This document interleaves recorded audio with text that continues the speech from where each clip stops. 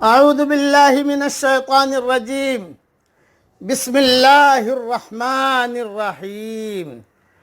سورہ تغابن مدینہ منورہ میں نازل ہوئی۔ اس میں 18 آیتیں اور 2 رکوع ہیں۔ نازل ہونے کے اعتبار سے 108 نمبر پر ہے، لیکن تلاوت کے اعتبار سے 64 نمبر پر ہے، اور سورہ تحریم کے بعد نازل ہوئی ہے۔ اس کی میں 4 آیتیں پڑھ رہا ہوں۔ آیت نمبر 1، آیت نمبر 2، آیت نمبر 3، آیت نمبر 4۔ یسبح للہ ما فی السماوات وما فی الارض۔ اللہ کی تسبیح کر رہی ہے ہر چیز جو آسمانوں میں ہے اور ہر چیز جو زمین میں ہے۔ لہ الملک ولہ الحمد، اسی کی بادشاہی ہے اور اسی کے لیے تعریف ہے۔ وَهُوَ عَلَى كُلِّ شَيْءٍ قَدِيرٌ، اور وہ ہر چیز پر قادر ہے۔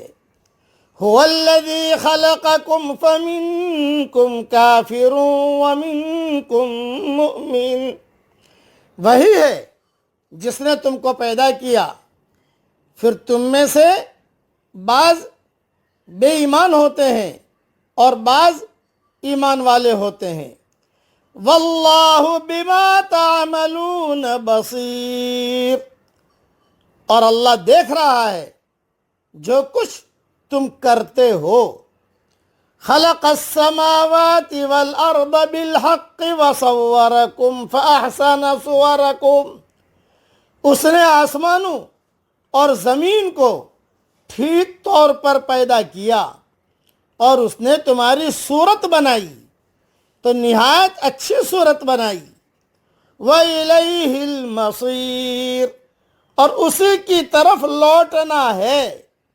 يَعْلَمُ مَا فِي السَّمَاوَاتِ وَالْأَرْضِ وَيَعْلَمُ مَا تُسِرُّونَ وَمَا تُعْلِنُونَ، وہ جانتا ہے جو کچھ آسمانوں اور زمین میں ہے، اور وہ جانتا ہے جو تم چھپاتے ہو اور جو تم ظاہر کرتے ہو۔ واللہ علیم بذات الصدور، اور اللہ دلوں تک کی باتوں کا جاننے والا ہے۔ مختصر تشریح سن لیجئے۔ جتنی مخلوق اللہ نے بنائی ہے، ہر مخلوق اللہ کی تعریف بیان کرتی ہے۔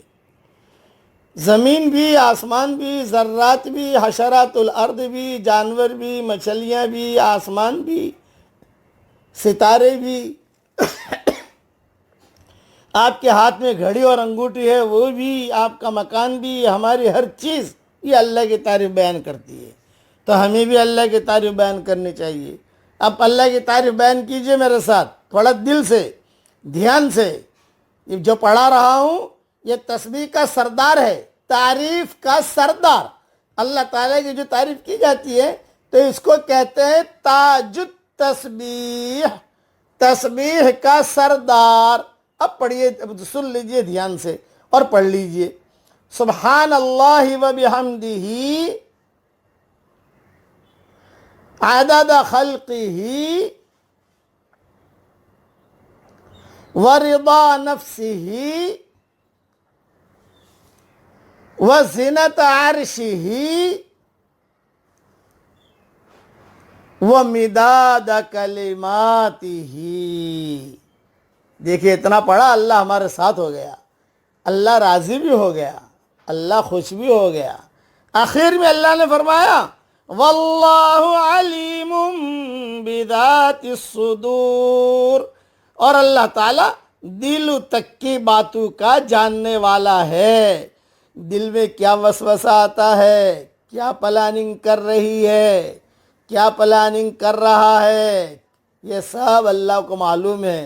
دل میں جو وسوسہ آتا ہے اللہ تعالیٰ عرش پر بیٹھا ہوا اسے پڑھ لیتا ہے۔ اس لیے اللہ تعالیٰ کو راضی کرنے کے پلاننگ کیجئے۔ اور ایک نصیحت یاد رکھیے میری، جو تدبیریں اپنا کاروبار پھیلانے کی سوچتے ہو وہی تدبیریں اپنا دین پھیلانے کی سوچو۔ اللہ تعالی ہم سب کو عمل کرنے کی توفیق عطا فرمائے، آمین۔ وآخر دعوانا ان الحمدللہ رب العالمین۔